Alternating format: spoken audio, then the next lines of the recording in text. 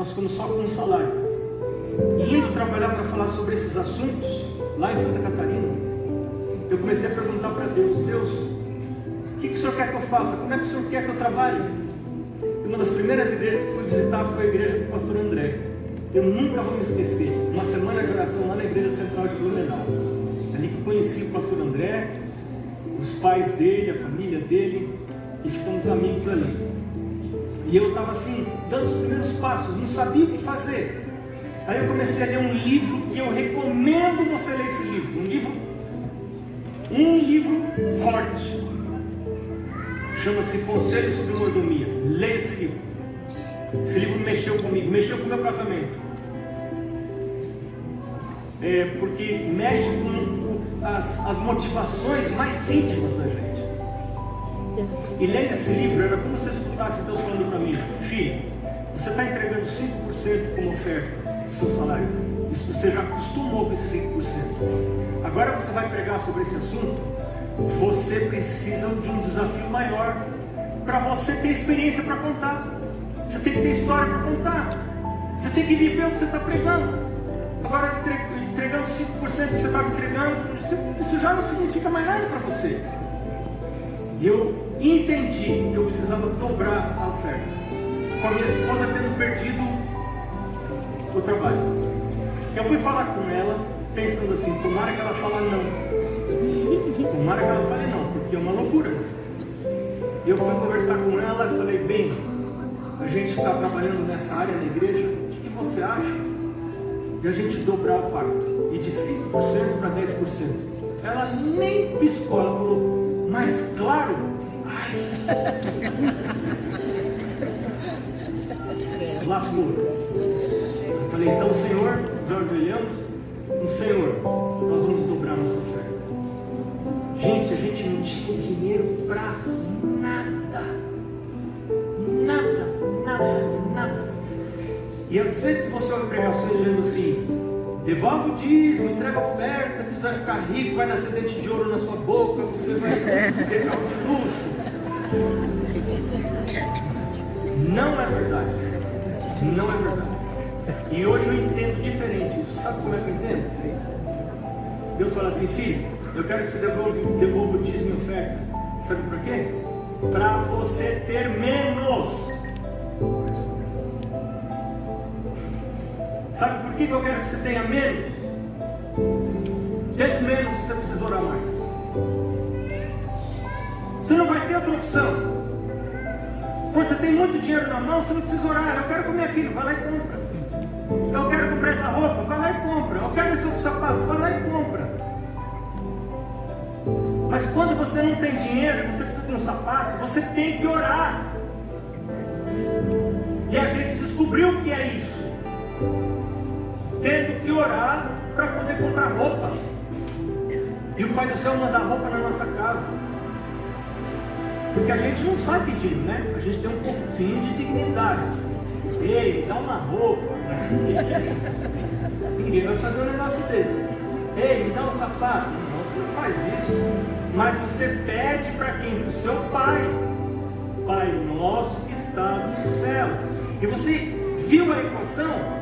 Você tem menos dinheiro, mas você tem mais fé, porque você exercita a fé. Você tem que falar com o Senhor. Os seus olhos ficam lá em cima, grudados lá em cima. Quando sua conta está cheia de dinheiro, seu olho está aqui. Você não precisa do Pai. Você não precisa orar. Então você dá para ter menos. E menos é mais. E menos é mais. E a gente teve essa experiência. Eu não posso contar mais para você. Você vai ouvir mais histórias lá no meu podcast, no Spotify ou no Apple. E eu pensei: se eu fizer isso, eu vou perder toda a capacidade de pregar. Eu não vou poder mais pregar. Eu disse: Deus, me ajuda, meu Deus, porque está muito difícil. A gente não tinha dinheiro para nada. A gente não tinha habilidade financeira. Eu não sabia gerenciar a vida de uma casa. Eu saí da casa dos meus pais para casar. Que coisa dura, que coisa difícil. E mantivemos 5%. E o Senhor, aí tem histórias de milagres, muitos milagres aconteceram nessa época. Passaram-se mais uns anos, eu fiquei muito doente. Nós havíamos esforçado, comprado um carrinho novo, o mais barato que tinha, mais novo. E eu fiquei muito doente, fui para o hospital, fui para o UTI, estava à morte. Lá na frente, fui para o hospital, estava no meu carrinho baratinho. E a minha esposa vinha na janelinha da porta da UTI e fazia assim para mim. Tchau! Ela estava me cumprimentando, dando um tchauzinho assim, oi, né? Mas eu lia, tchau! E eu estava ali assim, me indo, realmente me indo. Não tinha mais volta. E eu passei uma noite de angústia. E pensando que o Senhor tinha me rejeitado. Por que Deus me rejeitou? Será que tem algum pecado que eu não confessei? Eu resolvi trabalhar para Deus e agora Deus fala, não quero mais você. E eu tinha tudo para crer naquilo. E eu pensei, se eu crer que Deus me rejeitou, eu estou perdido. Quem sabe eu estou perdido de qualquer jeito. Então eu vou fazer o seguinte, eu vou me perder crendo. Crer é uma escolha. Você escolhe crer ou você escolhe descrer? Crer é uma escolha. Você hoje pode escolher. Crer ou não crer. Ou duvidar. Eu não tinha outra opção. Naquela noite, moribundo, eu resolvi crer. Ele falou, se Deus não me quiser, eu contei um pedaço dessa história ontem à noite. E Deus está me chutando, eu vou agarrar nos pés que me chutam. O Senhor pode me chutar, mas eu vou morrer, vou me perder querendo me salvar. Vou querendo o Senhor. E você lembra que a palavra de Deus diz, aquele que vem a mim, de maneira nenhuma lança ele fora. Deus me salvou. Eu fiquei um mês no hospital, mais de uma semana na UTI. E dali de dentro do hospital, Deus me chama para trabalhar num campo lá em Santa Catarina como diretor de mordomia cristã. Que? Moro o quê? Moro, não sabia direito. O que é isso, Senhor? O que eu faço? Como é que faz esse trabalho? Você vai falar sobre esses assuntos aqui. Gente do céu, mas ninguém quer ouvir sobre isso. Quem que quer ouvir sobre isso? Por que eu estou contando isso para você hoje? Eu estou contando isso para você hoje para você entender que esse assunto envolveu muita dor na nossa vida. Mas quando nós fomos para lá, para Santa Catarina, minha esposa trabalhava, ela era professora na escola da Igreja Central Paulistana. Porque a gente se mudou, minha esposa perdeu o trabalho. Nós ficamos só com um salário. E indo trabalhar para falar sobre esses assuntos, lá em Santa Catarina, eu comecei a perguntar para Deus, Deus, o que o Senhor quer que eu faça? Como é que o Senhor quer que eu trabalhe? Uma das primeiras igrejas que fui visitar foi a igreja do pastor André. Eu nunca vou me esquecer, uma semana de oração lá na igreja central de Blumenau. Ali que eu conheci o pastor André, os pais dele, a família dele, e ficamos amigos ali. E eu estava assim, dando os primeiros passos, não sabia o que fazer. Aí eu comecei a ler um livro que eu recomendo você ler esse livro. Um livro forte. Chama-se Conselhos sobre Mordomia. Leia esse livro. Esse livro mexeu comigo, mexeu com o meu casamento. Questão do sapato, vai lá e compra.